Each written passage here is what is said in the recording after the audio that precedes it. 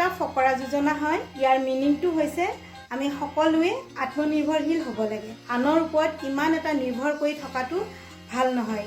তাৰ পৰা কেতিয়াবা আমাৰ বিপদো হ'ব পাৰে। আমাৰ দেশৰ প্ৰধানমন্ত্ৰী মোদী ডাঙৰীয়াই কৈছে যে আমি আমাৰ দেশখনক আত্মনিৰ্ভৰশীল বনাব লাগে। মই ভাবোঁ আমি নিজে নিজৰ ঘৰখনকো অলপমান আমি নিজে আত্মনিৰ্ভৰশীল কৰিব পাৰোঁ। তাৰে সৰু এটা উপায় মই আজি আপোনালোকক জনাব বিচাৰিছোঁ। আমাৰ ঘৰত সকলোৰে বাহিৰত অলপমান হ'লেও জাগা থাকে।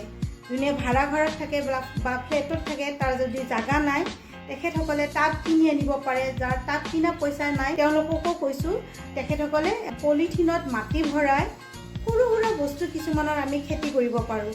যেনে ধৰক জলকীয়া এডাল পুতিব পাৰোঁ, বেঙেনা এডাল পুতিব পাৰোঁ। কেতিয়াবা হঠাৎ আমাৰ যদি ঘৰত চব্জি নাথাকে বা জলকীয়া নাথাকে, তাৰ পৰা জলকীয়া এটা ছিঙি আনি আমি খাব পাৰোঁ। মই নিজৰ ঘৰতে বাহিৰত কিছুমান সৰু সুৰা খেতি কৰিছোঁ আৰু তাৰ পৰা মই বহুত সুবিধা অনুভৱ কৰিছোঁ। তাকে আজি আপোনালোকক মই দেখাম। আহকচোন চাওক। এয়া হালধিৰ গছ, এইটো চাওক জলকীয়া লাগি আছে। এয়া বৰমা ধনিয়াৰ পাত, এয়া মচুন্দৰী,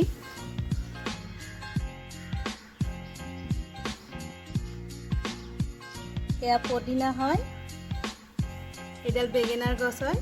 এয়া ফুলি আছে, এতিয়ালৈ লগা নাই, লাগিব আৰু।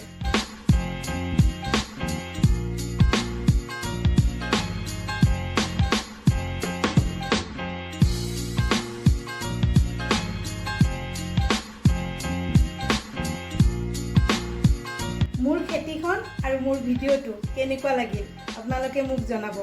মোৰ চেনেলটো ছাবস্ক্ৰাইব কৰি দিব আৰু লাইক, কমেণ্ট, শ্বেয়াৰ কৰি দিব। আৰু কাষত এটা সৰু বেল আইকন আছে, সেইটো টিপি দিব।